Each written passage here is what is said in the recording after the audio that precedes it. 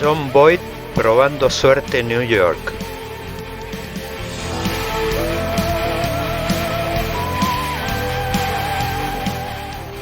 La mano justiciera de John Wayne matando a Liberty Balance.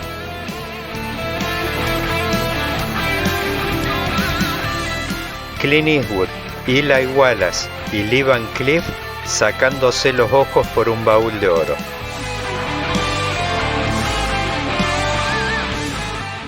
El duelo inolvidable entre Henry Fonda y Charles Bronson.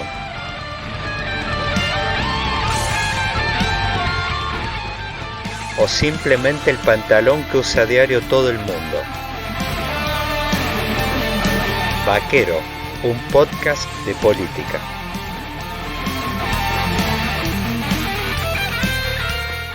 Bienvenidos al quinto capítulo de Vaquero, un podcast de política. Hoy arranco el tour con Hernán Iglesias Illa, director de la revista Seúl, ex funcionario de la administración Macri y escritor. Con Hernán usaré de disparador la literatura y de ahí pasaremos al presente y futuro de Juntos por el Cambio. A continuación, tendré el gusto de conversar de economía con Fabio Rodríguez, economista, socio de M&R Asociados, ex funcionario del Banco Central y del Banco Provincia de Buenos Aires. Con Fabio analizaremos la coyuntura económica y un tema en especial. ¿Cuándo llegará la reactivación a los bolsillos de la gente de carne y hueso? Ajustarse bien los cinturones para este viaje inolvidable. Hernán Iglesias Illa. Illa decimos nosotros. ¿Cómo? Illa. Illa decía mi vieja. Bueno, entonces empezamos de nuevo. Hernán Iglesias Illa, para quedar, no sé si es in memoriam o in honorem a tu madre.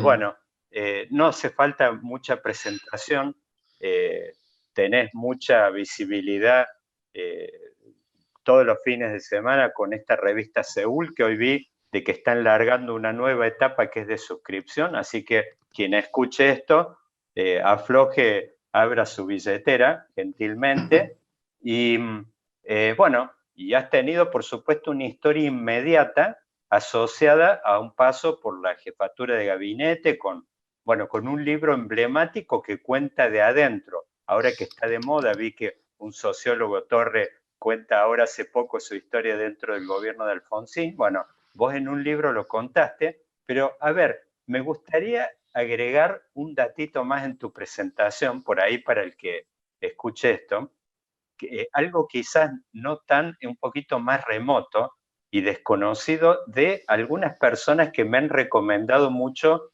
dos libros tuyos en particular. Y bueno, ahí para presentarte, por ahí voy a leer dos parrafitos iniciales de dos libros que me llamaron especialmente la atención, los pasé rápido, que hay uno que inclusive con personajes muy atractivos. Hay uno que dice, Jim Carrey y su novia se sientan a unos metros de distancia y más allá Alec Baldwin con una gorra de los Indianapolis Colts. Entre todos ellos, cerca de una Paulina Rubio que se mueve y posa. Daniel Canel y su hijo de 14 años se divierten viendo estallar frente a sus ojos los flashes de las camaritas como si fueran ellos.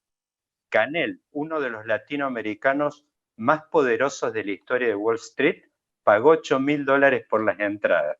Y ahí salto a otro que también me llamó mucho la atención en el arranque. Son arranques, un estilo muy parecido, pero veo como con un tema que los conecta ambos y que justo a mí me interesa especialmente, porque he escrito varias veces sobre este tema.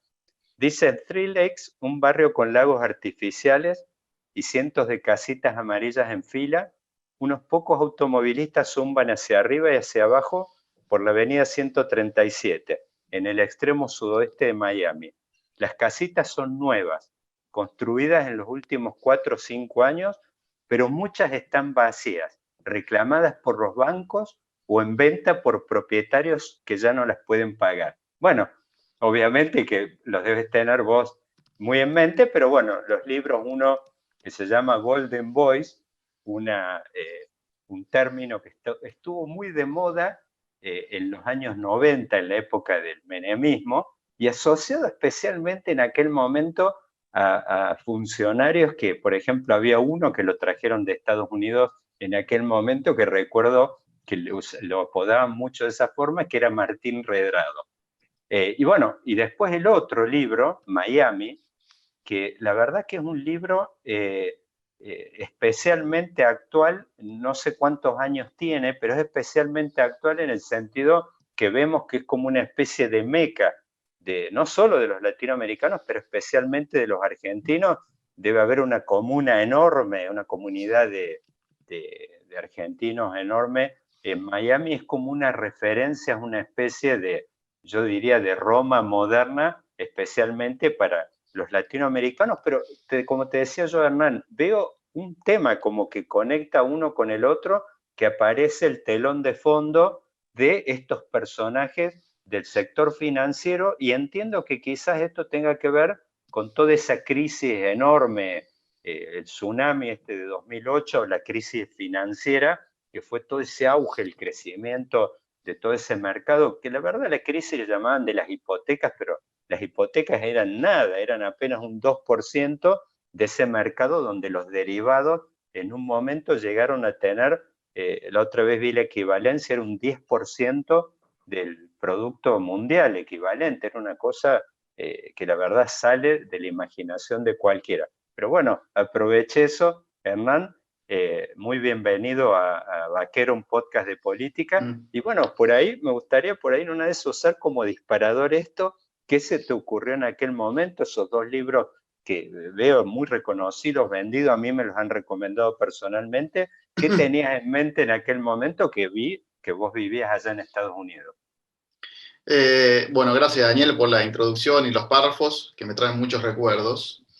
El primero, el de Golden Boys, que ocurre en el estadio ese del Super Bowl, yo lo que quería contar era el paralelismo entre Daniel Canel, que es uno de los protagonistas del libro, uno de los argentinos de Wall Street, realmente un pionero en el mercado, con John Meriwether, que era una especie de lo mismo que él, pero de Estados Unidos, 15 años antes, ¿no? Y el paralelismo también era como ampliar el mercado a gente de clase media, a los operadores del mercado, ¿no? Este solía ser un club de caballeros distinguidos, y John Meriwether entró y rompió todo, para bien y para mal, y Canel un poco que inventó lo que después llamamos mercados emergentes, ¿no? En ese momento en JP Morgan se llevó otros reos de Argentina y armaron un mercado respetable de algo que no lo era, ¿no? Era como el jardín más, era un baldío, ¿no? Los bonos de los países latinoamericanos estaban todos defolteados, era un desastre, y ellos en 10, 15 años lo transformaron como en un sector estrella, y todo ese ascenso de Canel y cómo se encuentra en el estadio ese día con John Meriwether y lo saluda un poco emocionado, me pareció un muy buen paralelismo, ¿no? Después me acuerdo que Daniel se ofendió de que puse el dato de cuánto le habían costado las entradas. No me habló como un año. Y lo de Miami también tiene que ver un poco con eso. Es verdad que puede haber un paralelismo, además de que las dos escenas están en Miami. Porque ahí empiezo con un gran angular sobre Three Lakes para acercarme a una concesionaria de Toyota, donde trabaja un argentino que se llama Claudio González, que es como sigue siendo, lo busqué hace poco, como una gran figura de Miami.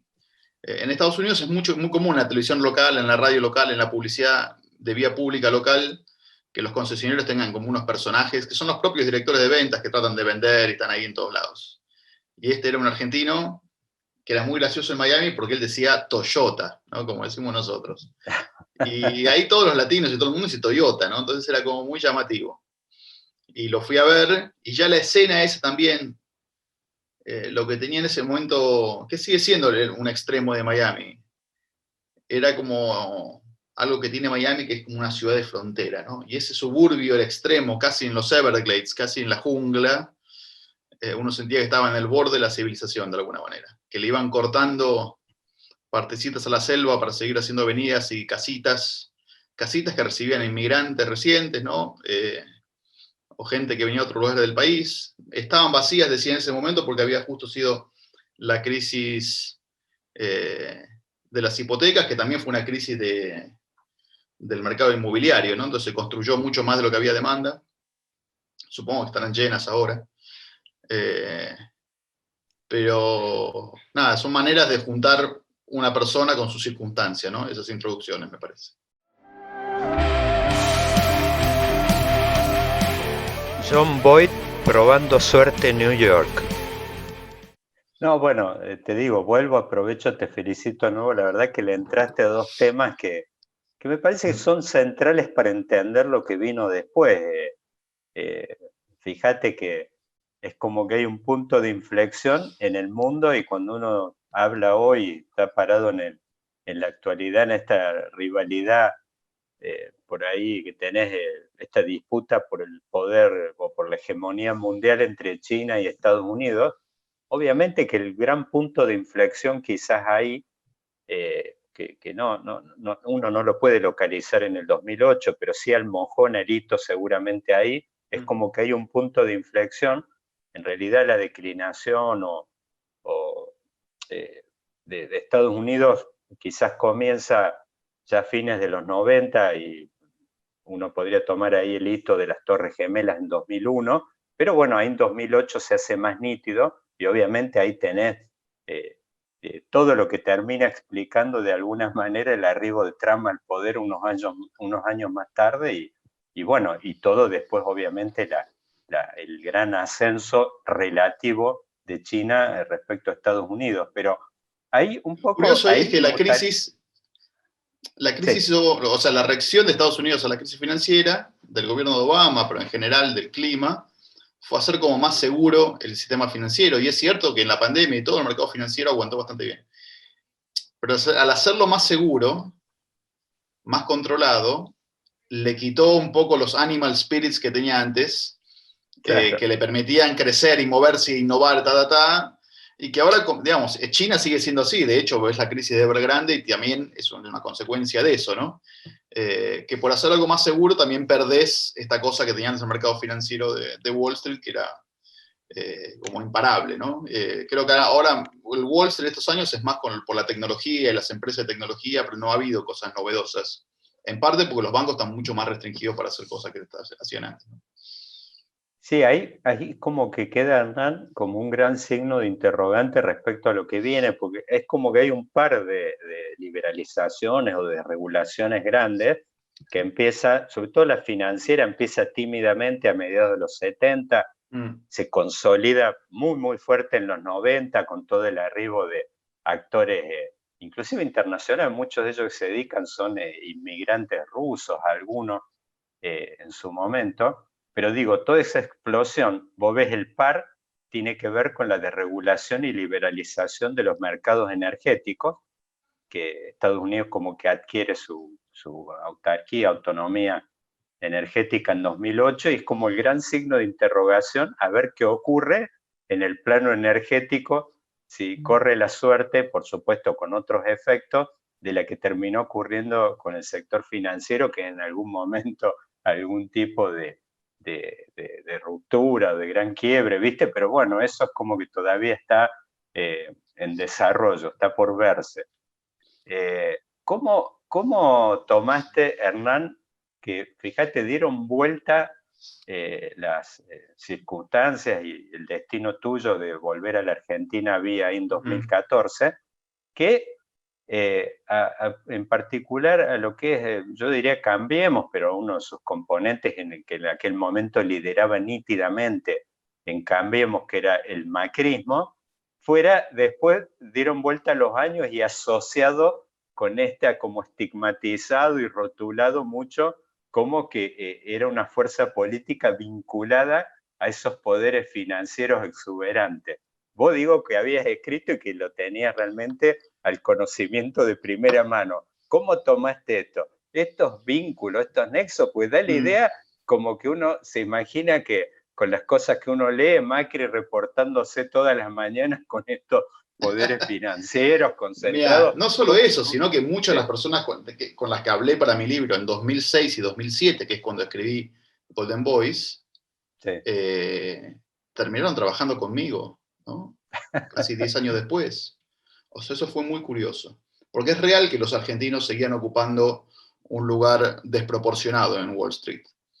En parte hay razones, en parte que llegaron antes, en parte por cuestiones de educación de la clase media, y en parte porque en estos años también Brasil y México construyeron mercados financieros locales muy fuertes. Entonces los brasileños y los mexicanos que estaban en Wall Street, digo, se volvían a sus países porque había trabajo interesante para hacer. Argentina nunca despega en lo financiero, o sea, se sigue dependiendo mucho de lo extranjero, y no hay mucho empleo financiero sofisticado en Argentina, ¿no? Uno piensa siempre en la bolsa y todo eso, pero eso es como muy básico, digo, para... entonces, una razón que había tantos argentinos en New York era esa, que tampoco tenían mucho a dónde volver. Y entonces volvieron, bueno, algunos volvieron para trabajar en el gobierno de Cambiemos, ¿no? Igual lo que pasó en esos años también es que se descentralizó mucho lo que es el mercado financiero. Cuando yo escribí, y hasta la crisis, que fue un año después, los 5 o 6 bancos grandes eran muy importantes, muy importantes. Después, con las restricciones que les pusieron y el crecimiento de los hedge funds, cualquier tipo puede mover mucha guita y tener mucha influencia. Está como más atomizada la influencia, ¿no? Es medio difícil, como se pasaba en los 90, ¿no? Que vos llamabas al presidente del Citibank. Claro, claro. Cosas de ese tipo, claro. Un presidente llamaba al presidente de Citibank y podía arreglar algo, solucionar una crisis. Ahora realmente uno tiene que trabajar para todo el mercado, ¿no?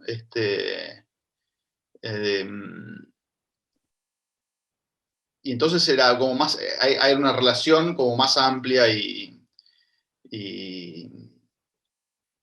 era como más difícil. Igual yo, escribiendo el libro, como que entendí mucho el funcionamiento del mercado financiero y terminé siendo menos desconfiado y viendo esto también, como que nadie tenía demasiado poder por sí mismo, sino que era una cuestión de agregaciones de poder, con los defectos que tienen estas situaciones también, ¿no? Que son a veces los comportamientos de rebaño, que salen disparados 3 o 4 por un lado y acompañan 200 atrás, y eso es más difícil de controlar.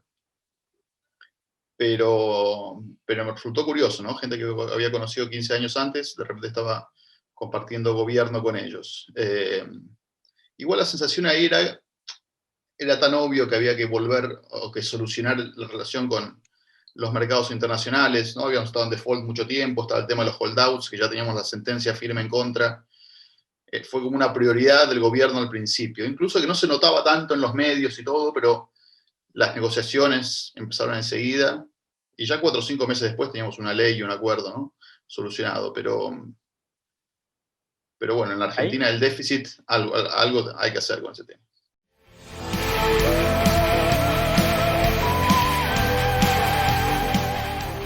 La mano justiciera de John Wayne matando a Liberty Balance. Ahí me gustaría pararme un segundo, Hernán, porque justamente yo escuché en aquel momento, me acuerdo que la subí en algún momento a Twitter, antes de la elección, Melconian, recuerdo en una conferencia, que estaba Broda al lado, no me acuerdo quién era el otro, Expert creo que era el otro, y comentó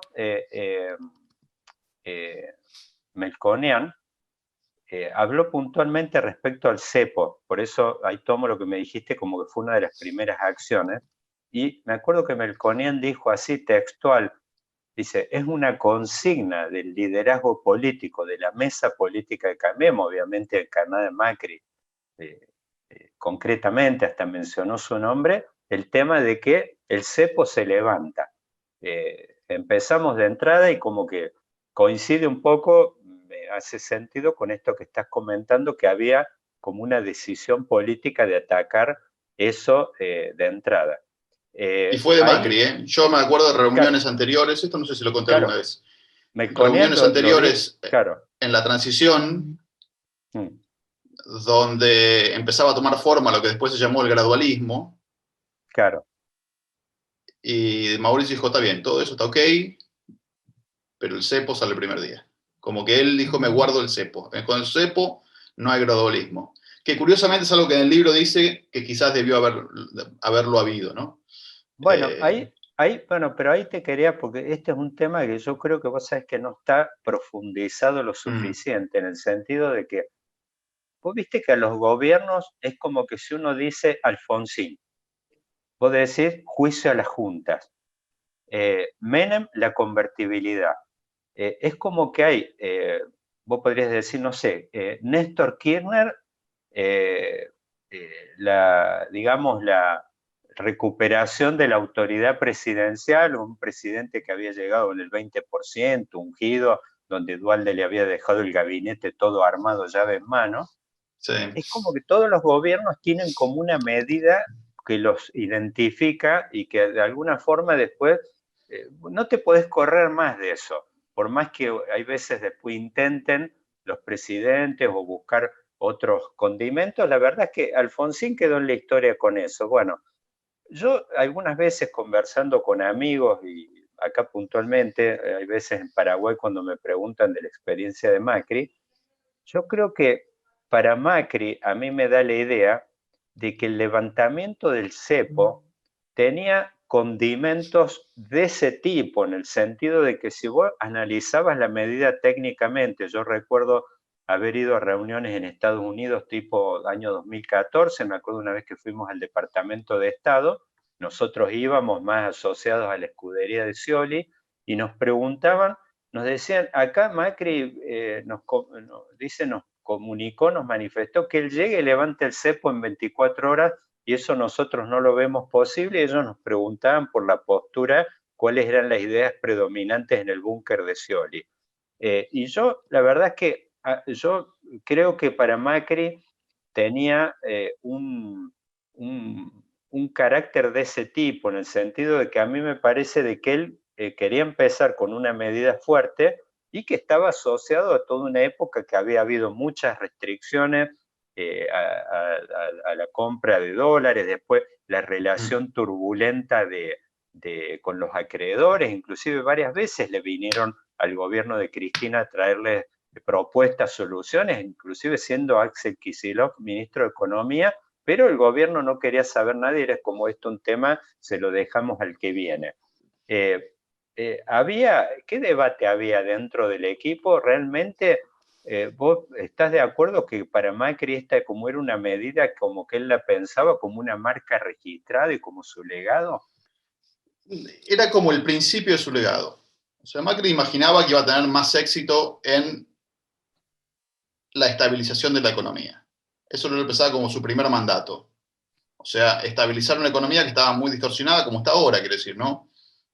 Con muchas distorsiones en lo fiscal, en lo monetario, inflación difícil de bajar, y que eso necesitaba sacar el cepo. Y que el cepo iba a ser una señal, además, pensá que el Banco Central tenía reservas negativas. Entonces, cuando los que decían no se puede sacar el cepo con reservas negativas, necesitábamos mucha confianza, porque si la gente, cuando sacas el cepo, se va a ir a comprar dólares y nadie vende, pasa lo que pasa ahora, que lo único que vende es el central. O sea, imagínate que se necesitaba mucha confianza. En ese sentido fue un gran éxito, porque se abrió el cepo y no fue que la gente salió a comprar dólares desesperadamente.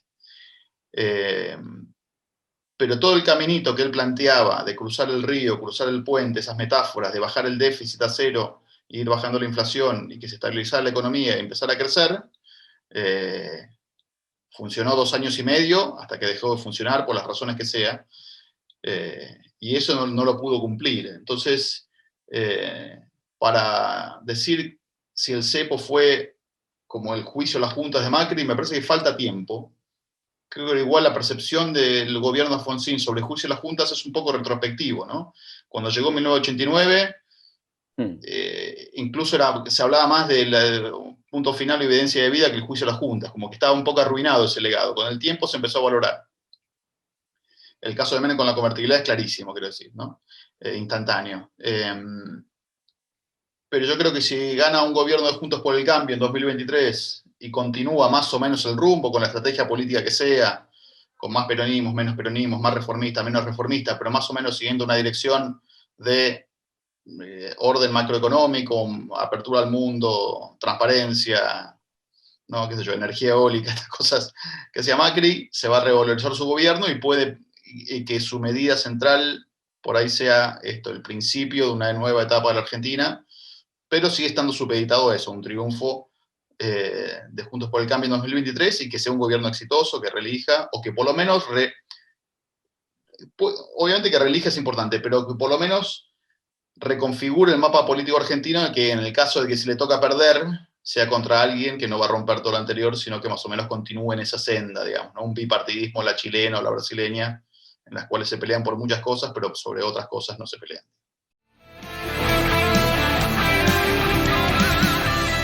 Clint Eastwood, Eli Wallace y Lee Van Cleef sacándose los ojos por un baúl de oro. Hernán, ahí vos mencionaste una palabra que es 2023. Y yo, a ver, yo estoy viendo como que en este momento Juntos por el Cambio está como en una especie de rotonda donde se abren tres caminos posibles.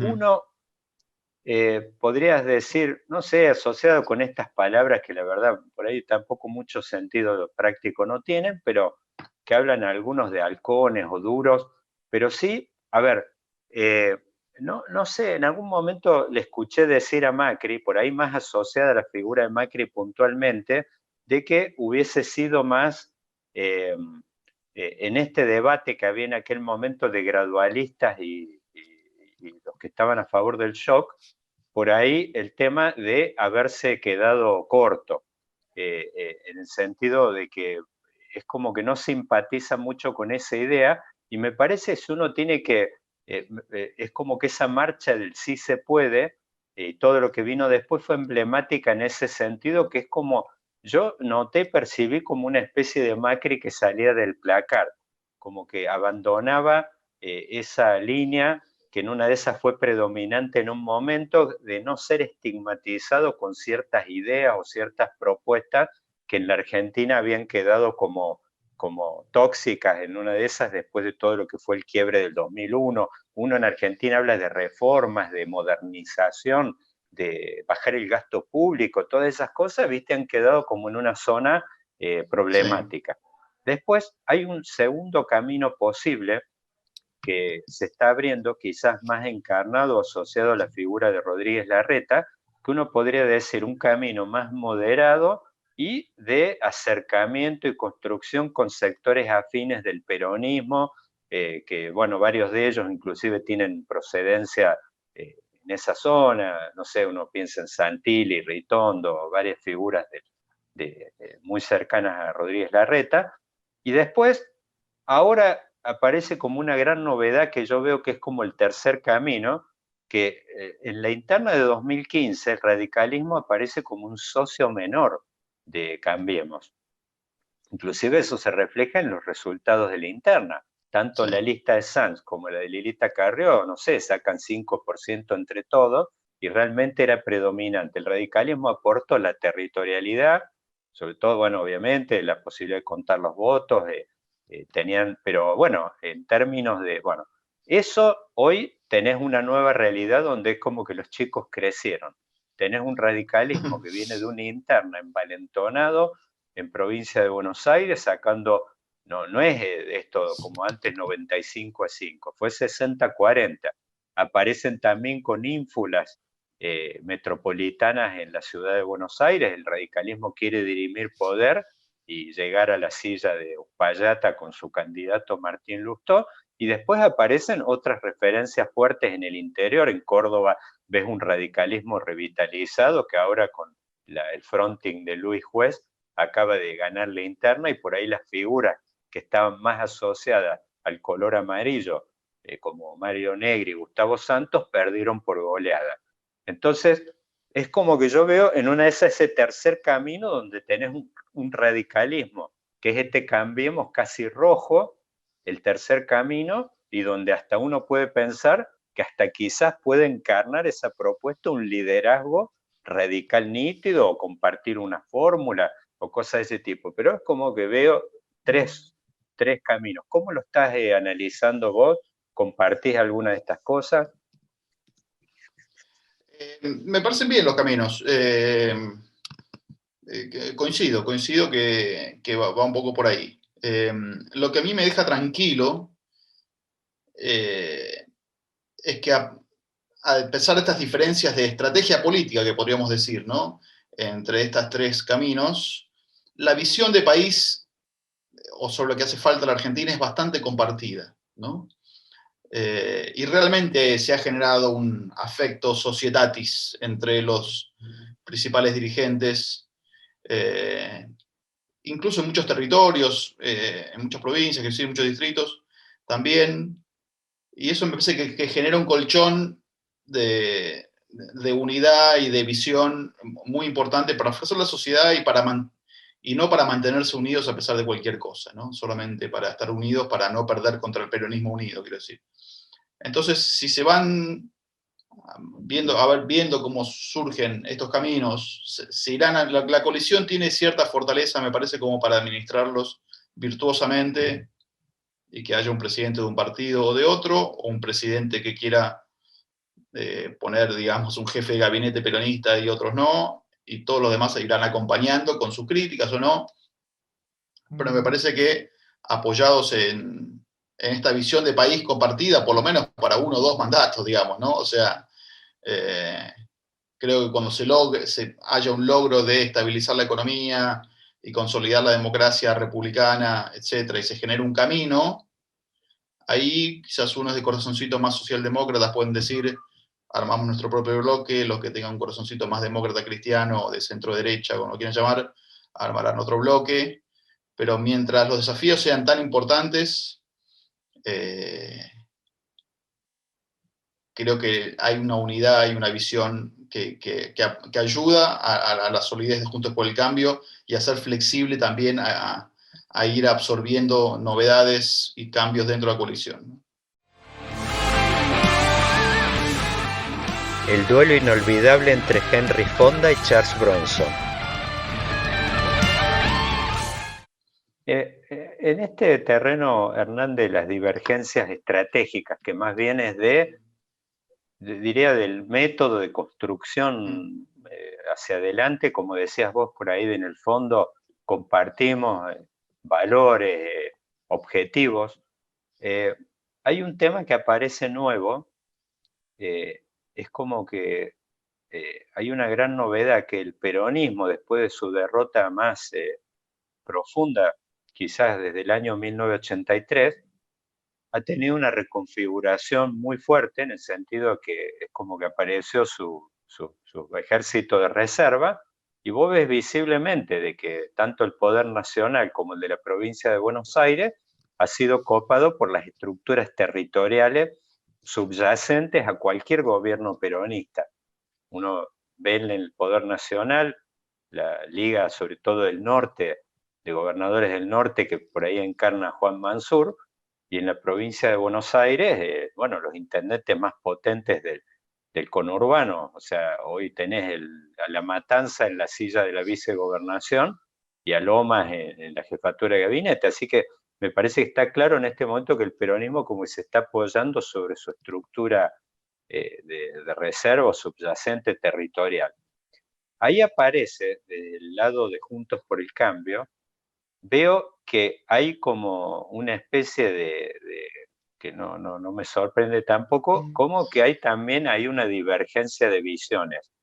Hay algunos que salieron explícitamente a decir, vamos por la presidencia de la Cámara de Diputados. O sea, da la impresión como que hay un grupo que está oliendo más sangre, inclusive con el peligro de jugar en una zona, digo el peligro quizás que se estén almorzando la cena.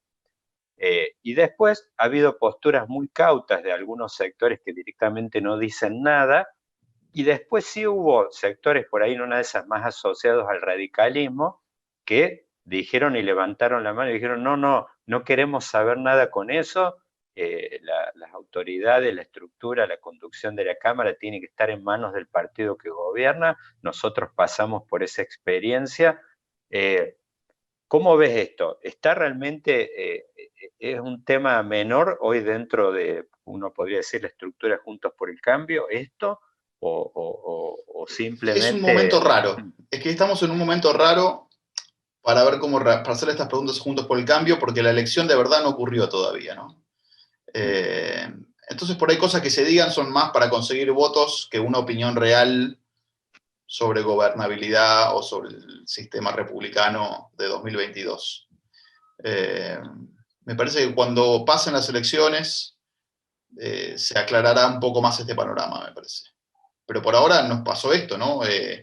Una derrota en las PASO del oficialismo, una crisis política muy fuerte posterior del oficialismo, un cambio, como decís vos, en el espíritu, en el corazón del gobierno muy fuerte,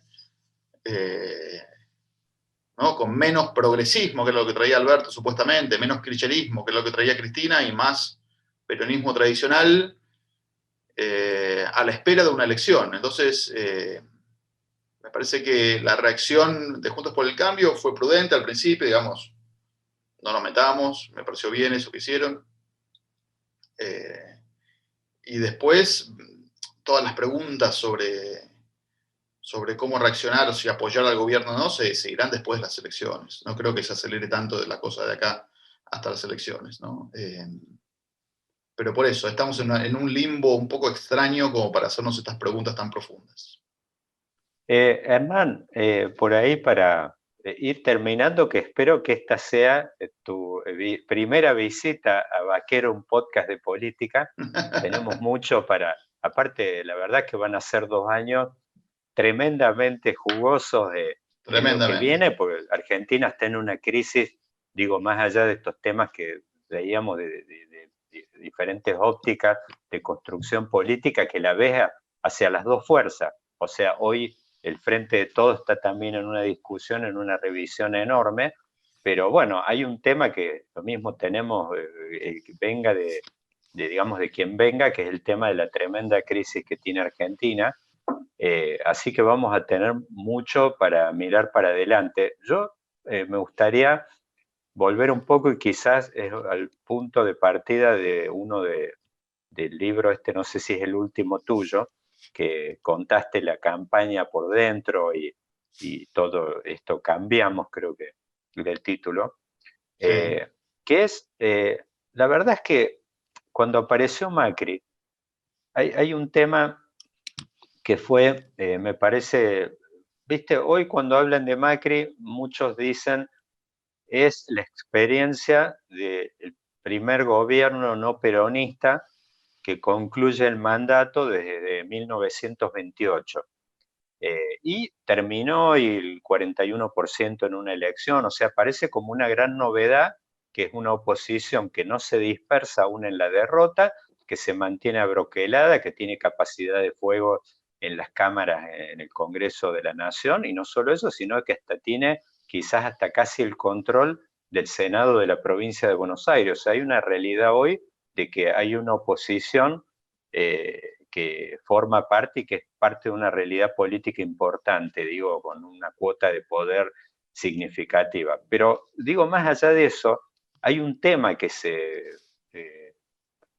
soslaya por ahí cuando se habla de Macri, que es que no solo es el primer presidente no peronista que termina el mandato después de 1928, sino que también, que este es un tema interesante, que es el primer presidente que llega a ser presidente en Argentina que emerge de estructuras políticas no tradicionales. O sea, las dos grandes fuerzas políticas históricas que dominaron y que acapararon toda la vida política del siglo XX, tanto el peronismo como el radicalismo, es como que aparece un animal nuevo en el zoológico. Sí. Una fuerza política nueva que gana y que llega por vía de elecciones, que quiebra una tradición y donde vos podías decir una tradición misma, no es nada más no peronista. Pues los presidentes radicales, si uno piensa Alfonsín, de la Rúa, eran candidatos a ver en figuras bien tradicionales, figuras partidarias típicas.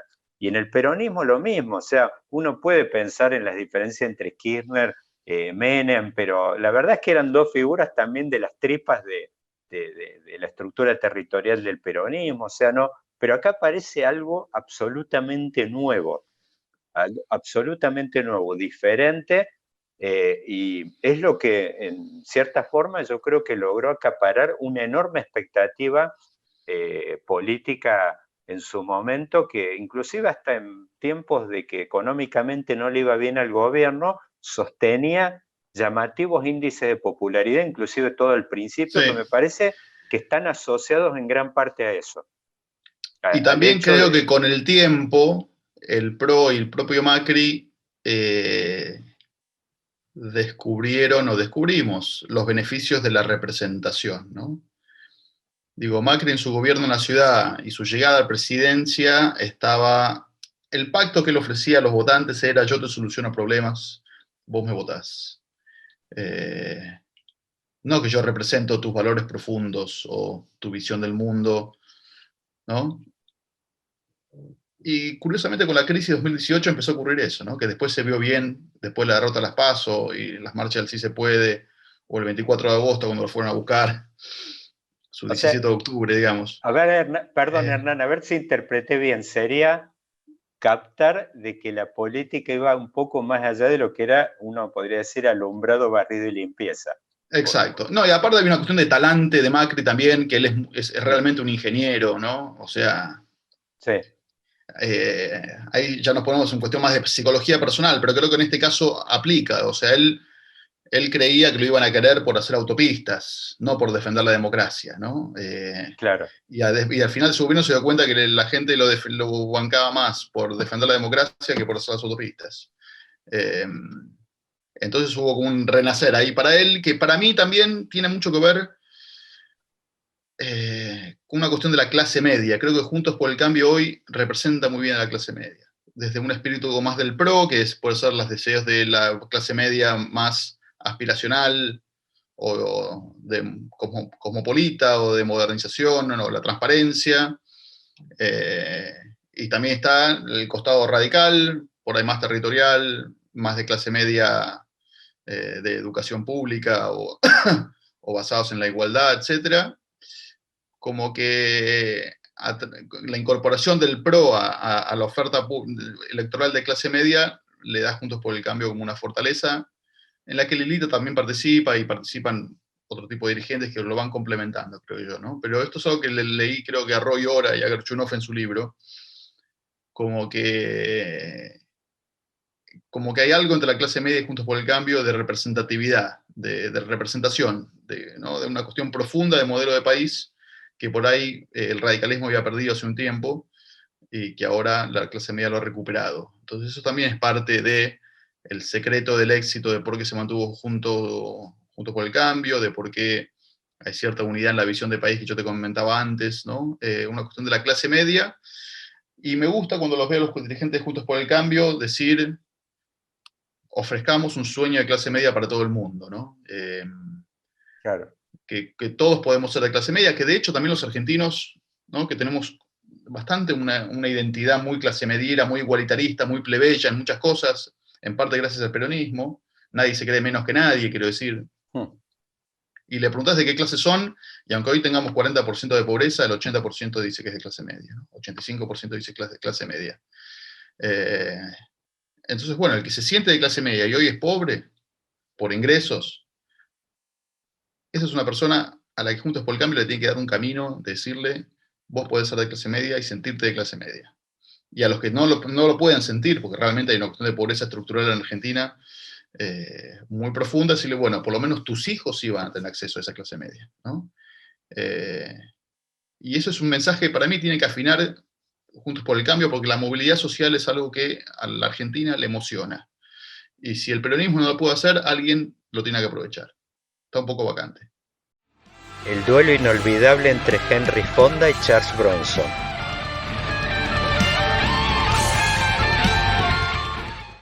Hernán, te hago una última cortita. Decime. ¿Ves que el fracaso prematuro del gobierno, envejecimiento prematuro del gobierno actual, le abre la puerta a Macri para volver? Y yo diría para volver en dos variantes, que una sería ver él, viste, cuando decís, ¿puedo volver yo?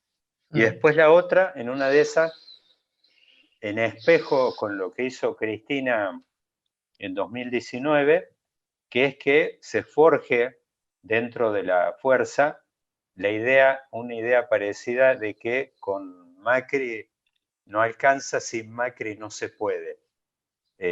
¿Ves una posibilidad? ¿Esto te suena cuando ves? A ver, ¿Resulta razonable? él honestamente odia pensar en eso, o sea, como que nunca lo descarta del todo porque es un ser humano y es un político, pero honestamente, como que su prioridad es, por un lado, mantener unida la coalición. Es algo que venía diciendo en privado y lo escuché ahora en Miami, que presentó su libro, diciendo, aprendimos mucho las lecciones de la oposición venezolana, ¿no? Como que las divisiones entre López, Capriles, Ledesma, Guaidó, terminaron siendo muy funcionales al régimen, ¿no? Que la falta de unidad ahí impidió hacer como un frente más fuerte contra el régimen chavista después y madurista después, primero y después. Entonces lo veo a Macri muy enfocado en eso, ¿no? En mantener la unidad y cierta dirección de valores y de representación de Juntos por el Cambio. Lo que pase después, qué sé yo, no sé si él lo tiene claro o nadie lo tiene claro. Lo que sí a él le gustaría es esto, decir, que la gente diga, Macri marcó un camino, ese camino se interrumpió en 2019 por la razón que sea, perdimos la elección, pero la sociedad había elegido ese camino y en 2023 lo retomamos, de la forma que sea. Bien, Hernán, gracias, que sea la primera y no la última. Ojalá. Bienvenido a Vaquero, un podcast de política, y bueno, felicitaciones por el emprendimiento Seúl, y bueno, vuelvo a ratificar el comentario que hice al comienzo, que es, bueno, en esta nueva etapa de suscripciones que espero que sea fructífera. Así que bueno, Dale. Te mando un abrazo. Ojalá, muchas gracias, Daniel. Bienvenidos al 5º capítulo de Vaquero, un podcast de política. Hoy arranco el tour con Hernán Iglesias Illa, director de la revista Seúl, ex funcionario de la administración Macri y escritor. Con Hernán usaré de disparador la literatura y de ahí pasaremos al presente y futuro de Juntos por el Cambio. A continuación, tendré el gusto de conversar de economía con Fabio Rodríguez, economista, socio de M&R Asociados, ex funcionario del Banco Central y del Banco Provincia de Buenos Aires. Con Fabio analizaremos la coyuntura económica y un tema en especial. ¿Cuándo llegará la reactivación a los bolsillos de la gente de carne y hueso? Ajustarse bien los cinturones para este viaje inolvidable. Fabio Rodríguez, bienvenido a Vaquero, un podcast de política. No necesitas mucha presentación, pero quizás me agarro de la referencia tuya más inmediata, que es la actividad en tándem con un gran amigo en común, Gustavo Marangoni, con la consultora M&R Asociados. Y bueno, pasos que nos hemos vinculado en algún momento a través de gestión en el Banco Provincia, un poco más remota en la Fundación Capital, en el Banco Central. La verdad tenés una trayectoria envidiable en el campo económico. Y bueno, muy bienvenido, Fabio. Un gusto poder conversar con vos. Y me gustaría arrancar con un tema. Justo estoy acá en Asunción, Paraguay, y el otro día, el domingo pasado, escuchaba un debate que había en la televisión y estaban hablando de que proyectaban este año una caída de la economía prácticamente de 0,1, nada, muy lejos de nuestro 9-10% este año. En nuestro caso, uno ve esa cifra y bueno, entonces todas las cosas malas que podés ver o lo que se ve, el termómetro de la calle, hace juego con el indicador macro. Bueno, en el caso de Paraguay es llamativo porque una de las cosas que insistió mucho uno de los economistas que escuchaba con una palabra mágica que es economía urbana. Él decía, no, bueno, una cosa son los temas macro, por ejemplo, está caminando muy bien el sector agropecuario, la construcción, pero bueno, eso no llega a la economía urbana, no tiene que ver con la calle. Él habló un pronóstico bastante sombrío respecto a cuándo se puede recuperar la calle, quizá lo que está más conectado con la política, porque, viste, cuando uno habla de estos bolsones de marginalidad, bueno, allá hay un término que acá no se escucha, que es esto de la economía popular, cosas de ese tipo. Pero bueno, era un poco usar como disparador eso, Fabio, bienvenido. Y es, ¿qué es esto? Y uno si lo puede trasladar a Argentina, hablar, son como dos paralelas que por definición las paralelas no se tocan, o en algún momento puede ser de que ocurra. Lo macro y la economía de la calle. ¿Qué nos está pasando, Fabio, en ese terreno? ¿Por qué no se conectan? Yo, a ver, primero, gracias, Dani, un placer estar acá y te felicito por esta iniciativa nueva, Vaquero, siempre haces cosas muy interesantes para las redes, como la anterior con el amigo Carlos cuando tuvieron su fase 2, así que gracias y felicitaciones de nuevo. Yo creo, Daniel, que algo que podemos reflexionar de tu introducción y de este comentario que hiciste a raíz de Paraguay es algo que abarcaría, yo te diría, a toda Latinoamérica, ¿no? Y es que, fíjate que todos los que están siguiendo un poco el después de la pandemia nos alertan y nos dicen, una cosa va a ser, por supuesto, el después para economías desarrolladas y el después para economías en desarrollo o con problemas de desarrollo, como somos la mayoría de los países de Latinoamérica, donde las consecuencias de la pandemia van a dejar las heridas mucho más abiertas por más tiempo que en el resto de las economías. Vos seguro que has entrevistado también a gente conocida y politólogos que habrán remarcado esta idea, ¿no? Latinoamérica va a sufrir mucho más el después o va a ser más lento la recuperación porque una característica estructural, que ahí sí la compartimos, por supuesto, con Paraguay, Perú, Bolivia, es que tenemos las economías mucho más fragmentadas, ¿sí?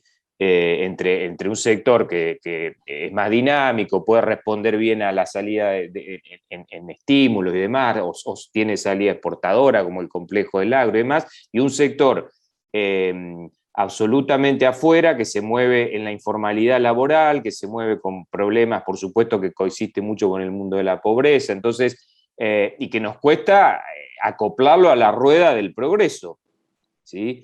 Entonces ahí le pegó las consecuencias económicas, las consecuencias sobre la educación y la consecuencia, por supuesto, sanitaria en sí, a ese sector. Y las posibilidades que tienen los gobiernos, esa es la otra cosa que tenemos que ver, para operar sobre eso, para amortiguar ese golpe, son mucho menores, porque no tenemos los bolsillos de Francia, España, Italia, Inglaterra, etcétera, ¿no?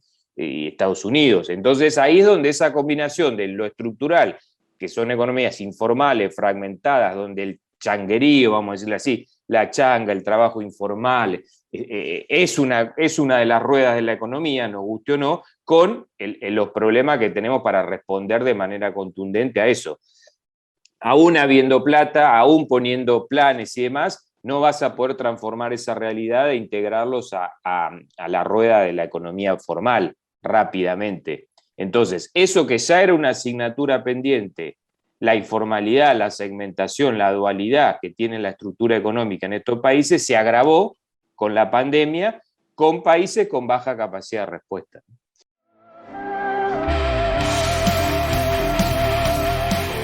John Boyd probando suerte en New York. Fabio, ahí me gustaría, justo hoy estoy sacando algo en El Economista ya, y una de las cosas que toqué ahí, por supuesto muy por arriba, es el tema de los circuitos estos de informalidad, que yo recuerdo en algún momento que fuimos a Italia, que estuvimos, era un organismo muy ligado a la administración tributaria allá, y una diferencia bastante sustancial. Vos mencionaste el tema de la espalda económica para asistir, y uno ve, por ejemplo, bueno, Italia puntualmente o Japón, largaron asistencia por 50 puntos del producto. Una espalda infernal, es como que cualquiera que iba caminando por la calle le caía un billete de un Sí, o balcón. Estados Unidos mismo, ¿no? Que llega Bueno, Biden y redobla la apuesta y... ahora, hay dos cosas que me acuerdo vimos allá con una llamativa atención, fue que ellos no solo que tienen identificado todos los actores económicos, inclusive los pequeños, lo que uno podría decir, lo que es, no sé, en Buenos Aires hasta una feria, la Salada, ¿viste? Tienen identificado no solo los actores, sino que además tienen identificados sus flujos, su facturación, los tipos. Entonces, eh, cuando hay como dos planos, hay uno que vos lo acabás de mencionar, que es la espalda. Tienen unas cajas infernales, pueden hacer políticas anticíclicas a una dimensión que a nosotros se nos escapa de la cabeza, pero además en paralelo hay una cosa, es que es como que todos los canales, las arterias que conectan el Estado con los actores económicos están armados, están armadas esas arterias. Entonces, en el momento que vos querés agarrar y bombear cualquier tipo de asistencia, vos la bombeas fácil porque están todos, o sea, es como que yo vi mucho en Europa, pasó, no sé, en Dinamarca, en otros países, vos te quedabas en tu casa y te inyectaban plata en la cuenta y saben hasta cuánto podés necesitar, están todos, bueno. En el caso nuestro, viste qué grado de efectividad, inclusive cuando hablaban de los planes, pues he visto columnas, vi en una ENI profesional que ustedes están saliendo ahí regularmente junto con Gustavo, vi que, por ejemplo, mencionaba un estudio, creo que del mismo Ministerio de Desarrollo Social, que decía que los planes tocan a un 20% de lo que podrías decir ese conjunto de economía popular.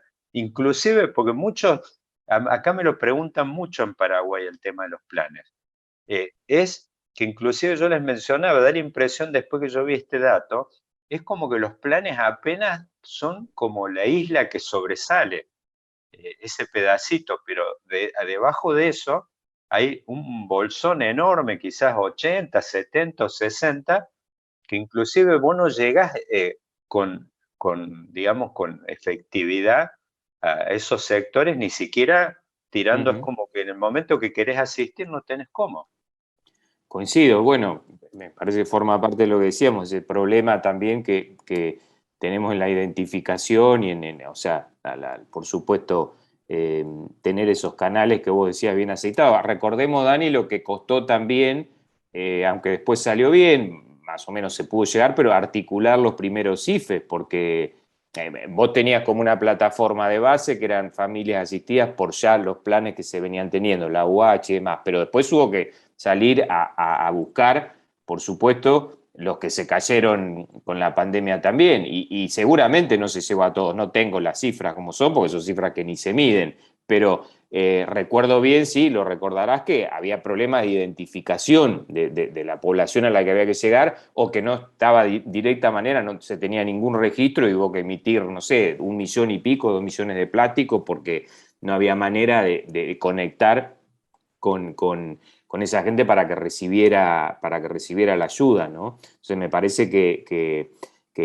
eso es clave también, por supuesto, y habla de las capacidades del sector público, del Estado para llegar ahí, ¿no? Pero bueno, me parece que volviendo, yo creo que el punto que nos golpeó a las economías que estamos hablando, claramente es eso, ¿no? Es que en la fase dura también hay algo interesante, ¿no? Que es que no pegaba tanto porque, bueno, algún manguito entraba a las casas y estaban adentro. Ahora, cuando fue normalizando, la gente empezó a volver a salir, a recuperar ese trabajito, esa changuita informal, y ahí encontró la cosa muy complicada.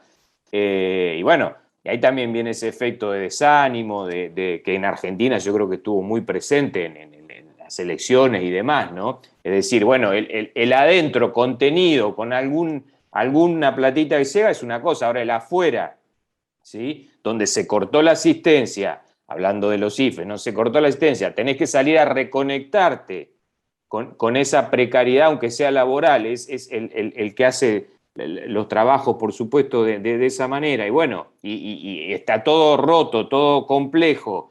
Bueno, ahí donde se empieza a crujir, me parece, ese estado de ánimo que fue, para nuestro caso, el que pasó la factura desde el punto de vista económico, creo, a la derrota, catástrofe electoral del oficialismo, entre otras cosas. Yo creo que se fueron juntando, apilando facturas, ¿no? Como en tu casa, ¿no? Cuando llega la de gas, la de luz, y las vas Claro. juntando, y bueno, en un momento salí y la tenés que enfrentar todas. Parece que pasó algo de eso, ¿no? La mano justiciera de John Wayne matando a Liberty Balance.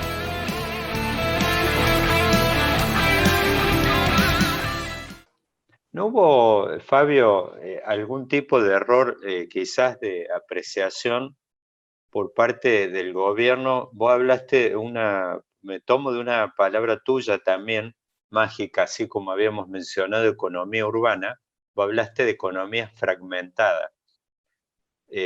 Hablando de economía fragmentada, ¿no hay algún tipo de error de por ahí de subestimación o de enfoque del gobierno respecto al tema de usar los aparatos de asistencia tradicionales que uno podría pensar, no sé, el ANSES, el sistema financiero tradicional, conectarlos justamente cuando hablamos de fragmentado, estamos hablando de cosas que no se conectan muchas veces una con la otra.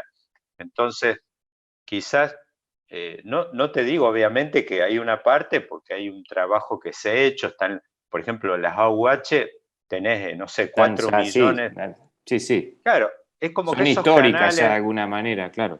tan históricas, te montás, vienen un poco quizás herederas de ese plan Jefas y Jefes de Dual de aquella época, las manzaneras, o sea, es como toda una evolución que hubo ahí, donde vos, digamos, ese es un trabajo que está hecho y donde vos ves, refuerzan, dicen, monto la tarjeta alimentaria ahí arriba, cosas de ese tipo, pero después da la impresión, un poco tomando ese propio dato de desarrollo social, es como que hay una parte, y justamente ahí me agarro de nuevo de lo fragmentado que hablaste, como que en una de esas no te estás pudiendo conectar por vía Totalmente, de los mecanismos de totalmente. asistencia, y no sé, a ver, yo digo, tiro cosas al aire, en algún momento vi algo en Uruguay que estaban montando redes a través de las iglesias, por decirte, tiro cosas al aire, porque la verdad tampoco es como que tengo, pero bueno, era un poco, y sobre todo ahí me agarro de tu gran experiencia en el sector financiero.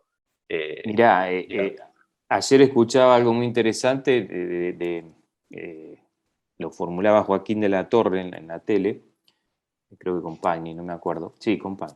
Y algo de lo que estamos hablando, ¿no? Cuando vos decís fragmentado, dual, yo creo que hay que relacionar también directamente que esa parte, por supuesto, menos desarrollada y menos dinámica, es casi sinónimo de decir también que depende de la ayuda del Estado.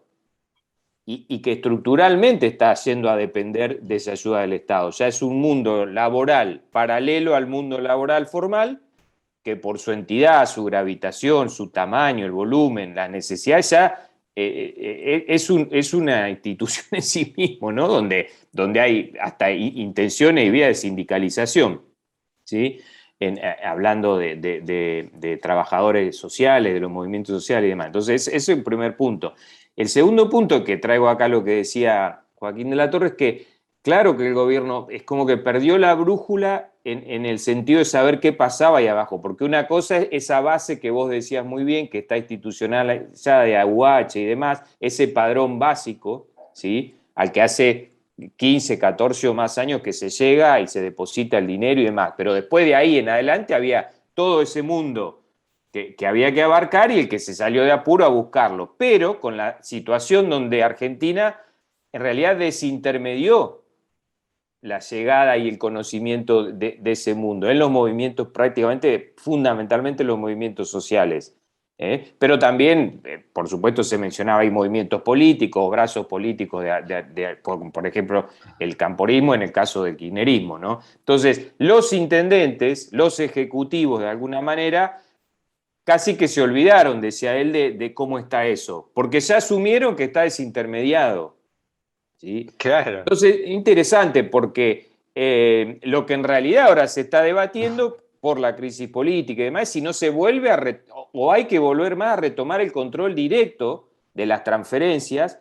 Cuando digo directo es conocer qué pasa al que le estás dando la transferencia, ¿no? Conocer como de primera mano de los que organizan esa ayuda, que son los ejecutivos, sea provincial, nacional o municipal, ¿sí? Conectado con esta idea política de que Alberto y el equipo y el gobierno perdió lo que estaba pasando en el afuera, ¿no? Y por supuesto en los barrios pobres, en los barrios humildes, que con los efectos de la pandemia. Me parece interesante, ¿no? Porque está claro que hay que mejorarlo. Ahora no estamos tampoco todavía sabiendo en con qué modelo vamos. ¿Sí? O si profundizamos ese modelo de desintermediación, que es lo que parece que está en crisis, por lo menos a los ojos del gobierno, porque hay muchas versiones de la idea de retomar ese control directo de esas transferencias.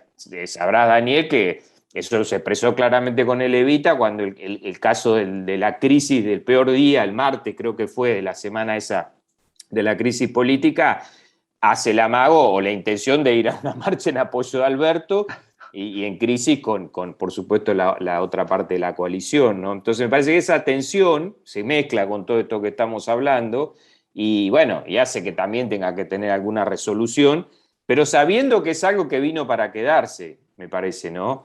Esa parte de la economía fragmentada, informal, va a depender mucho tiempo más de las transferencias y de la ayuda de los sectores públicos de todos los niveles. Y como va a depender mucho tiempo más, bueno, bienvenido que se perfeccione y se mejore lo mejor posible la relación entre lo que pones y lo que pasa, ¿sí?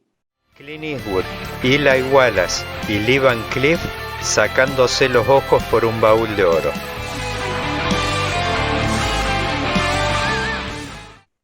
Tomando un concepto que se ha puesto muy de moda ahora, que es el de casta política, bueno, de alguna forma, acá se está presentando un caso donde también había una casta dentro del sector que le llama social, que hay uno de ellos en particular que veo que atienden mucho, hasta tiene alguna sede ahí en la zona de Recoleta, una zona que tiene poco que ver con el mundo de lo que podría llamar la economía popular, así que me parece que ahí también de alguna forma se ha armado con el tiempo, se ve alguna suerte de nomenclatura política, así que, pero bueno, digo, aprovecho, Fabio, vamos a saltar, ya que hablé de las paralelas que no se tocan, bueno, ir a la otra, un poco la que está, donde están transcurriendo cosas al margen, que es por ahí el mundo del capital y del trabajo tradicional,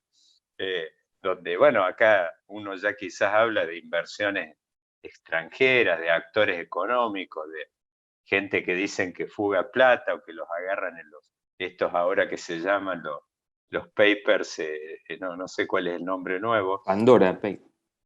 Pandora Papers. Eso, bueno. ¿Cómo está la situación en esto y qué podemos esperar? Vi algunos economistas que están hablando de un pronóstico de 9% de crecimiento para el año que viene, pero también, bueno, aparecen ahora, veo el tablero de ustedes que publican habitualmente, veo que sigue con muchas luces verdes, pero bueno, ahora hay muchos que están hablando de muchas tensiones en el mercado cambiario. El tema, si no nos vamos a chocar de nuevo. Bueno, Alberto Fernández hoy dijo que el acuerdo con el Fondo Monetario ya está cocinado, simplemente falta algún tema final que creo que es referido a las tasas de interés definidas en ese programa. Pero bueno, ¿qué podemos esperar, Fabio, en el otro mundo, quizás que está más vinculado, que le llaman el Sí, del capital rojo, y el trabajo de siempre, digamos, como lo conocimos siempre. Mirá, vos ahí diste la clave cuando decís las tensiones en el mercado cambiario, ¿no? Porque de nuevo, Dani, en Argentina estamos todos con el cronómetro y en el semana a semana o día a día siguiendo eso. Entonces estamos con la paradoja que vamos a un cierre de año donde te viene la mejor parte de la recuperación, la reactivación de la economía está, será rebote, ¿no? Veremos qué pasa el año que viene, después podemos hablar, pero estamos para rebotar 8 puntos ¿sí? Se arrancó en 6, 6,5, 7, o sea, todos los consultores fuimos corriendo. Nosotros estábamos de entrada bastante arriba, que el rebote iba a ser importante, pero se fue corriendo hacia arriba. Hoy está en 8, el consenso 7,5 a 8, el gobierno dice capaz que sea un poquito más, porque está agarrando, después que te quedaste un poco ahí cuando hubo un rebrote de la pandemia, estás agarrando el efecto de las aperturas de las actividades, ¿sí? Con, por supuesto, algo de impulso fiscal que se está poniendo, obviamente que no empezó ahora y por la discusión de Alberto con Cristina, empezó en julio, ¿sí? Un poco a trepar más el gasto, en transferencias a las provincias, en obra pública, por supuesto se sigue poniendo un montón, tonelada de plata en subsidio para que no aumenten las tarifas, en transferencias sociales que ahora van a crecer un poco más. Entonces viene la segunda mitad del año que en actividad es mejor. Las paritarias que le ganan, ya por poquito le van a empezar a ganar un poquito a la inflación, aunque sea para el corto plazo. Pero te va a tocar esa parte con la amenaza de vuelta de una crisis cambiaria financiera en ciernes, que es lo que estamos todos debatiendo en la tapa de los diarios. ¿Sí? Si aguanta, si no aguanta, cómo se llega. Ahora podemos ver eso desde los más alarmistas que hablan de Rodrigazos y de hiper a la 89 y demás, todos las reminiscencias de los 70 y de los 80. Bueno, hasta Perón se ha vuelto a traer de vuelta el ajuste. Bueno, Del entonces 52, eso te va a coexistir con esta reactivación y eso nos puede complicar porque en Argentina las inestabilidades cambiarias, aunque se den de manera más brusca, menos brusca, pero el solo hecho de la expectativa de que estemos todos esperando alguna novedad en el mercado cambiario paraliza lo que son las recuperaciones, ¿sí? Porque paraliza a que va a tomar una decisión, o de consumo, o de algo más importante, de un bien más caro, o de una, por supuesto, de una inversión. Entonces, están muy acopladas las dos cosas. Es decir, ahora venía la etapa que hay que acompañar esta salida de la pandemia para fortalecer esta reactivación y tratar de que se prolongue al año que viene, ¿sí? El gobierno dice 4 para el año que viene. Bueno, veremos, parece mucho, pero ese es lo que debería venir ahora. Es decir, enganchar, acoplar este rebote con que se pueda seguir reactivando la actividad el año que viene. Acordate que ahora abrimos los servicios y eso es importante del todo, digamos, ¿no? Y eso también se va a notar, porque esos son sectores que comparan con nada, Dani, que no estaban cerrados. Claro. Es decir, abrimos todo, ahora abrimos Sí. shopping, bares, gastronomía, hotelería, turismo, todo lo relacionado a eso, que mueve mucho también. Entonces eso se va a notar. En noviembre abrimos las fronteras, aparentemente. Entonces, va a ser esa paradoja, ¿no? Vamos a estar en los mejores meses para ver esos rebotes, pero en ciernes con qué pasa con el ajuste cambiario, ¿sí? Que ahí sí estamos complicados. Yo no estoy en los que se ponen del lado alarmista, que va a volar todo por los aires, es decir, pero nosotros, desde la consultora, como decía Gustavo, estamos diciendo, bueno, sí, no, se puede esquivar, ¿sí? Pero hay que doblar antes de chocar, hay que doblar. O sea, hay margen, ¿sí? Pero hay que hacerlo. Entonces, y eso supone que no podés seguir con el dólar anestesiado o Claro. planchado casi como lo venimos teniendo, que es típico de todos los años electorales. Si mirás 2017, 2015, 2013, y no me voy más para atrás, todos los años impares y electorales hay atraso, ¿sí? Se trata de pisar el tipo de cambio que sea lo que menos crece, que es lo que pasó este año, ¿sí? Menos de 30 el tipo de cambio, 50 la inflación, 40 y pico largo los salarios, ¿sí? Entonces se pisa siempre el tipo de cambio y eso, bueno, a la corta o a la larga después tiende a ajustar, a rebotar. El tema es cómo va a rebotar. El problema que le estamos agregando una situación comprometida de lo que nosotros llamamos los stocks, es decir, cuántos pesos hay y cuántas reservas hay, ¿sí? Porque los flujos ya dieron lo que pudieron, entraron los dólares que pudieron por la cosecha y ya está. Entonces ahora decís, bueno, y ahora miramos los stocks, ¿qué pasa? ¿Podemos aguantar?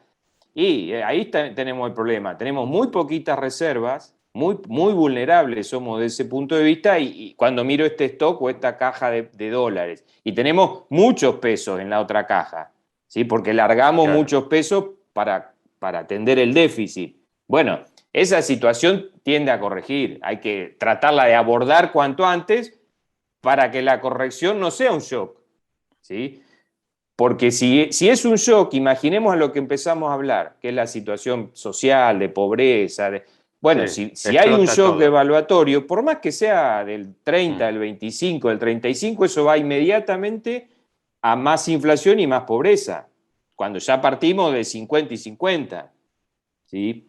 Entonces, bueno, Fabio, parece que ese el gran debate va a ser de estos 60 días, Daniel, cómo se trata de encarar esa estabilización, palabra que no gusta, pero que se está instalando cada vez más, ¿no? El duelo inolvidable entre Henry Fonda y Charles Bronson.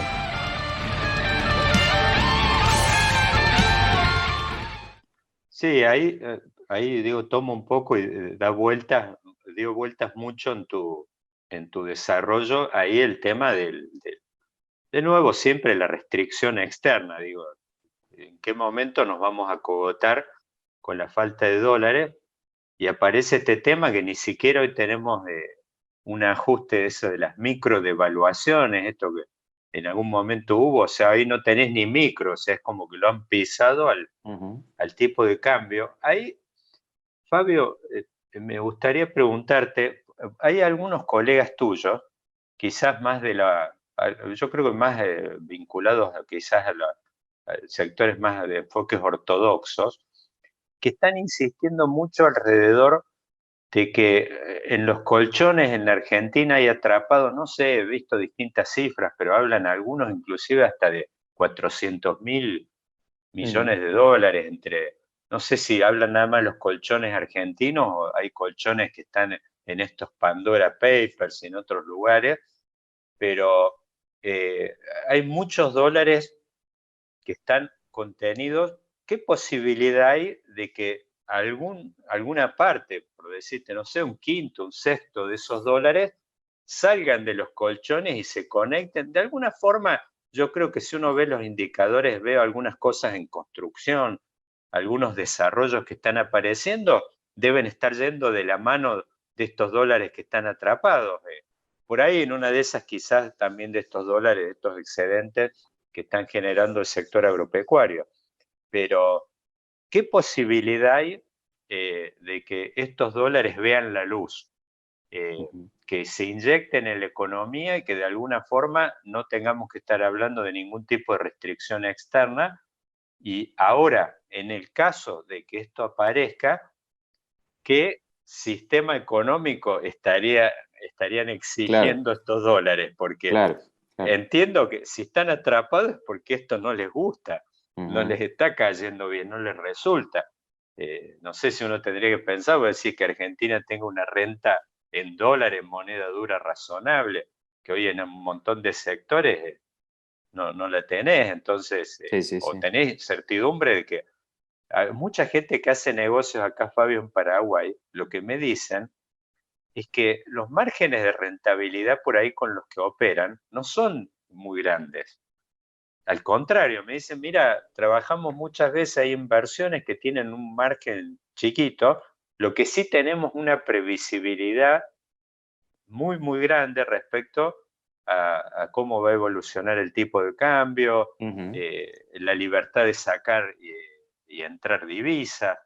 Entonces, bueno, laburan en un marco, sistema impositivo, saben que van a laburar en un escenario de impuestos bajos por, por mucho Ujú. Tal tiempo, pero cual. bueno, son las cosas que los datos de las 3 o 4 datos básicos que allá no tenés. Ujú. No, está bueno. Primero arranco por cómo empezó tu razonamiento. Sí, el número es fácil, se hace fácil diciendo que es más o menos eso. Argentina tiene un PBI afuera, o sea, fuera de circuito, o sea, Sí. otro PBI. ¿Sí? Entonces lleva a 300.000 millones de dólares, pueden decir, redondear, y es eso, ¿no? Un PBI más en ahorro, que es, para explicar un poquito, es ahorro que generan los argentinos, pero como no está en los canales que tiene, donde uno pone el ahorro, que son los bancos o que recircule en la economía, lo usa el resto de los países, ¿sí? Porque está depositado afuera, o guardado o depositado afuera, que a los efectos de la economía es ahorro que usan, por ejemplo, gente que hace inversiones en otros países, ¿sí? Entonces es ahorro que nosotros lo sacamos de la economía, todos los agentes que pueden juntar dólares de esa manera y los pone afuera para que los usen otras economías, ¿sí? Ahora, también tenemos que siempre decir, porque a veces se piensa que, bueno, que son grandes operadores, y sí, hay, por supuesto, peces muy gordos, por decirlo de alguna manera, que serían los responsables o los que tienen esa conducta, pero no, es transversal a toda, diría hasta todos los sectores, clases y situaciones económicas, porque el tipo que le cayeron 300.000 pesitos, que no va a usar 400.000 pesitos, todos conocemos, ¿no? Y bueno, y me cubro, ¿sí? Porque qué sé yo, y bueno, y va y ve cómo consigue dolarizarlo, aunque no se pueda, va al Blue y qué sé yo, y lo dolariza. Entonces esa persona que hizo ese canutito y lo guardó en dólares y lo puso en una latita en su casa, el efecto económico, la interpretación es la misma que tiene una cuenta en Suiza, ¿no? A los efectos de cómo juega eso en la economía. ¿Sí? Es plata que se fuma y se transforma en dólares afuera de un circuito para lo que sirve. Entonces ahí viene la otra cuestión. Sí, la tentación es que tenemos que lograr que eso se canalice adentro de la economía. Ahora, hace de vuelta, hablamos de cosas que ya son estructurales, Daniel, y esto también es un rasgo estructural. Es decir, esta conducta argentina tiene décadas y no se puede torcer. Y ahí es donde nos preguntamos, bueno, ¿por qué? Y yo creo que ahí la clave es dos palabras que vos usaste, que es la palabra confianza, por más remanida que sea, reglas, algo que sea más, generar alguna expectativa en los agentes económicos poseedores de esos capitales para que los programas que tengamos se mantengan. Y bueno, Argentina no logra eso porque oscila, porque tiene situaciones pendulares de cómo encara la formulación de la política económica de Cambiemos, no tiene absolutamente nada que ver con la política económica del actual gobierno. Entonces una vez se dice, bueno, ¿está para estar así 180 grados diferente? Quizás no, quizás hay alguna intersección en algún tema, pero nunca se explora, ¿no? Como seguramente va a pasar si cambiamos de ciclo político. Se va a revertir todo, las actuales directrices, el actual modelo, y quizá algunas cosas tendrían que seguir, y dudo que sigan, ¿no? Pero bueno, este es otro tema de la pendularidad Fabio, que tenemos. Esa pendularidad atenta contra la estabilidad, lo que vos decías, que seguramente lo escuchás en Paraguay, que seguramente tienen cuestiones impositivas más fijadas, que ahora en Argentina, yo el otro día también lo ponía, creo en un lado, bueno, son los intentos como el que se llaman ley de hidrocarburos, que se llaman ley agroindustrial, la ley del conocimiento. O sea, esas leyes son las que tenemos que tratar de ponernos de acuerdo en eso, porque deberían ser transversales a todos los gobiernos y a todos los sectores, inclusive al trabajo y al capital, ¿sí? Y bueno, es una tarea que cuesta, pero es por ahí, como se dice ahora, ¿no? Es por ahí, no es por cepos a la carne, no es por amenaza de cierre de supermercados, bueno, y otros cepos más, no es por contener todos los precios, es por ese lado. O sea, la palabra clave entonces, Dani, confianza, incentivos, creo que es clave esa palabra, incentivos, es decir, generar reglas y cuestiones que atraigan al capital bajo ciertas circunstancias que ya las prefijás y después las tenés que respetar.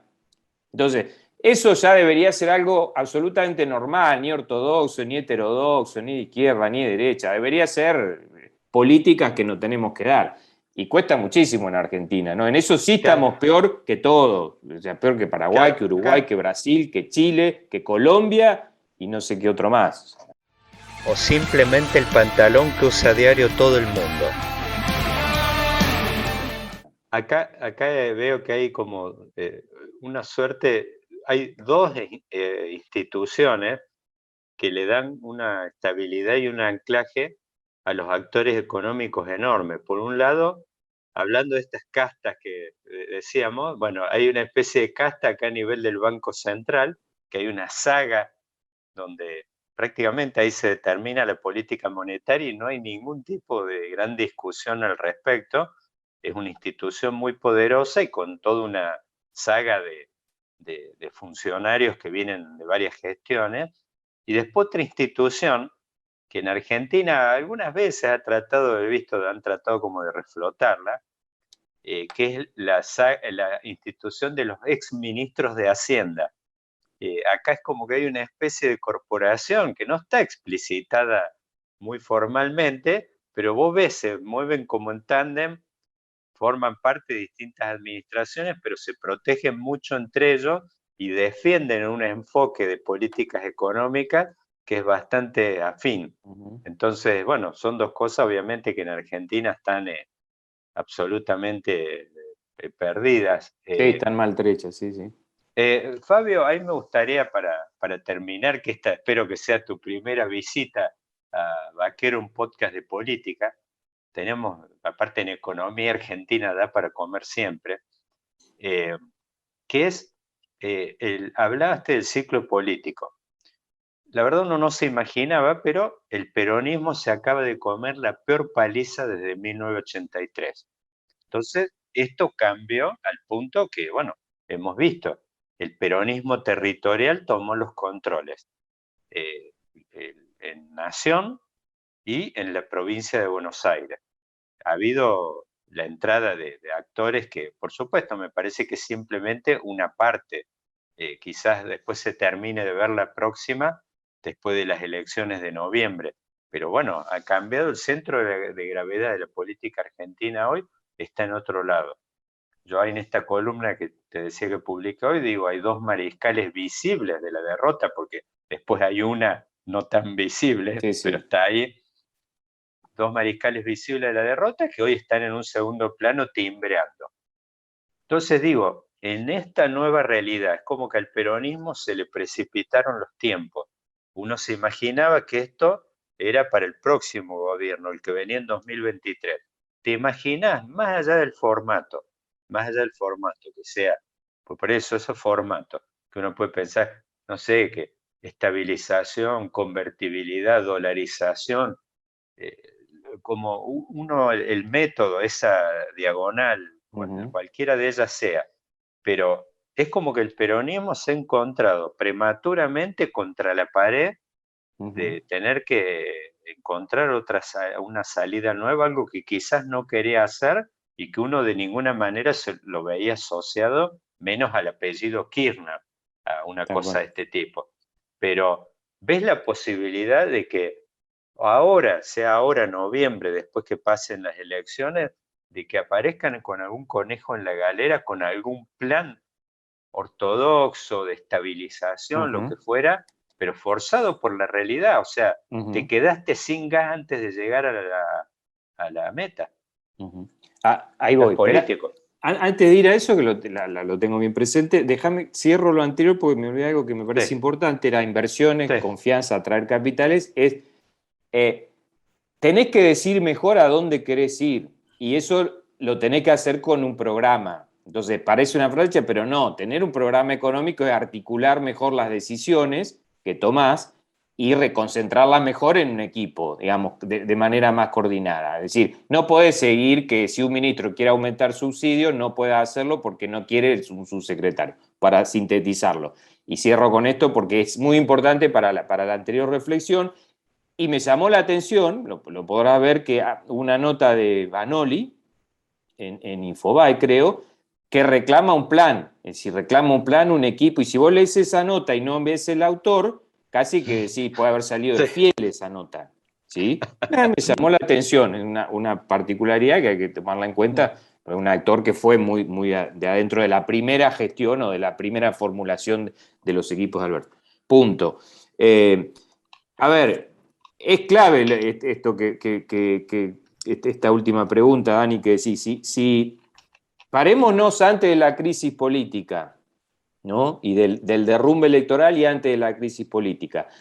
Toda la expectativa que giraba un poco de los que estamos trabajando con la economía, empresas, y escuchamos, y bueno, y consultas, era, bueno, ¿para dónde sale esto que es el gobierno de Alberto después de la pandemia? ¿Organiza más un programa que se corre a la moderación y qué sé yo, o toma más el control del rumbo vamos a decir, los rasgos de la economía del tercer kirchnerismo, del 2011-2015, con mucha influencia del pensamiento de Kicillof.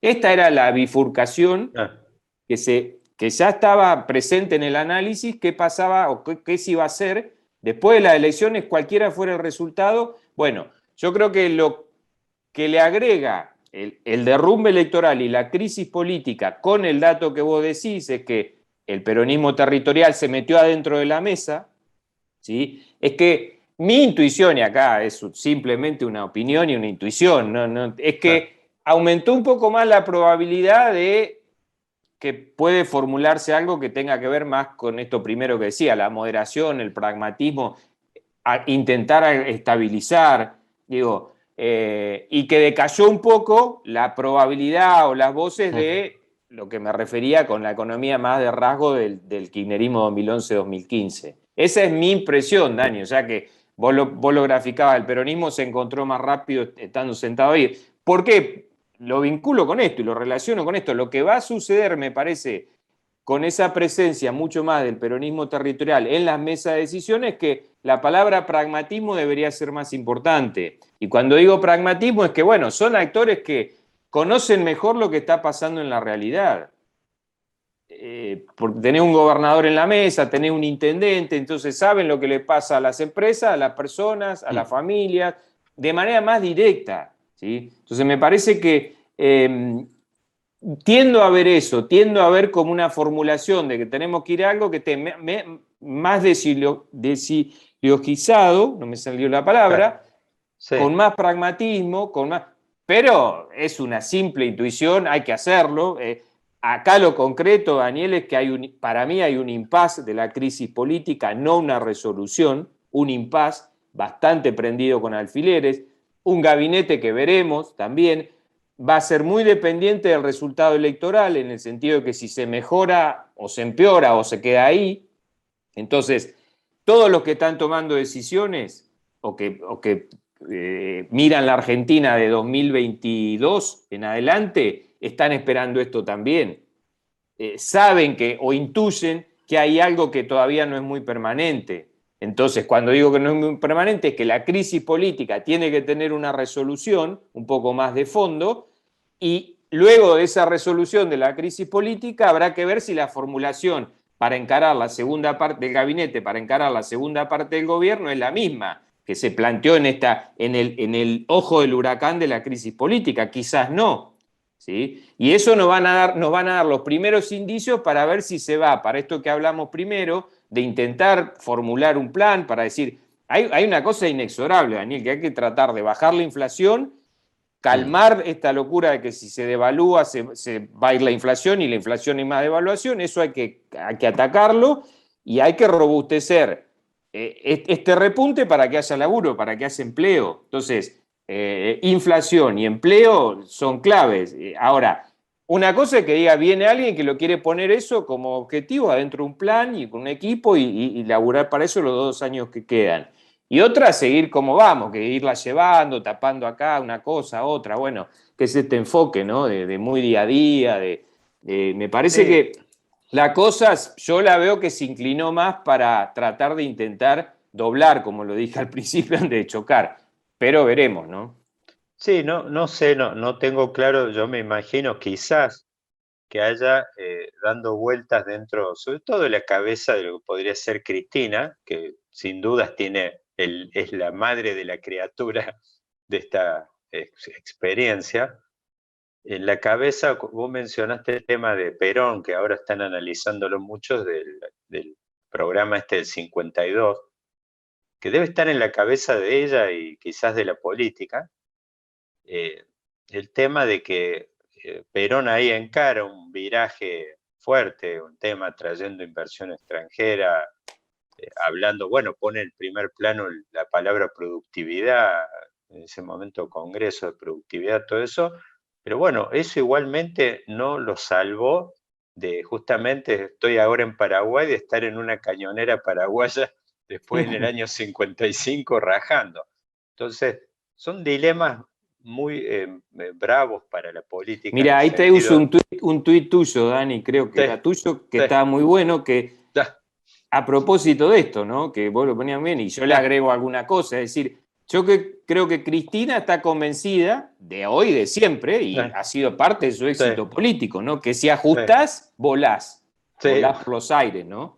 Entonces, ha sido la persona que siempre intentó no ajustar. Lo hizo en el 2015 y se perdió, y bueno, igual, pero se preservó. La persona, digamos, indemne de que nunca promovió un ajuste. Y yo creo que eso lo tiene clarísimo. Ella tiene clarísimo el kirchnerismo, que si ajustás, volás. Ahora, no tienen claro que puede haber circunstancias donde si no ajustás, también volás por los aires. Y ahí estamos yendo, ¿sí? Estamos ahí, estamos muy cerquita de eso. Yo le llamo el volantazo. Aprovechar, tirar el volantazo antes de estamparte y chocar. Entonces, ahí hay un tema político importante. ¿Quién convence a ella y a kirchnerismo que a veces son situaciones muy parecidas y que lo virtuoso quizás sea, bueno, intentar que no nos peguemos el palo? ¿Sí? Aunque al principio, y muy al principio decir, bueno, suena que el déficit tiene que ser menor, hay que emitir un poco menos, pero eso va a hacer que no estalle el mercado cambiario. Bueno, ¿cómo se convence de eso a un sector que hace, obviamente, una cuestión política de primer orden, decir, nunca hay que ajustar? Y ahí estamos, me parece que vos lo definiste muy bien, esa encrucijada, que me parece que puede cerrar muy bien varias de las cosas que hemos hablando, que nos va a acompañar 2 meses, por lo menos en esta transición electoral, seguro, ¿no? Bueno, Fabio, gracias por tu visita a Vaquero, un podcast de política. Ha sido un viaje bárbaro y seguramente vos, Dani, un placer. La economía nos va a descomer mucho los próximos meses, así que vamos a seguir diseccionando todo esto. Fuerte abrazo. Y bueno, buena estadía.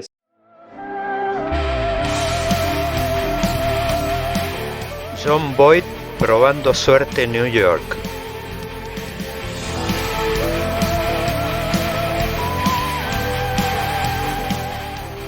La mano justiciera de John Wayne matando a Liberty Balance.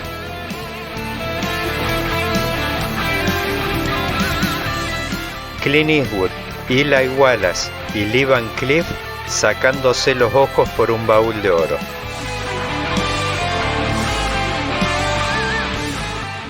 El duelo inolvidable entre Henry Fonda y Charles Bronson.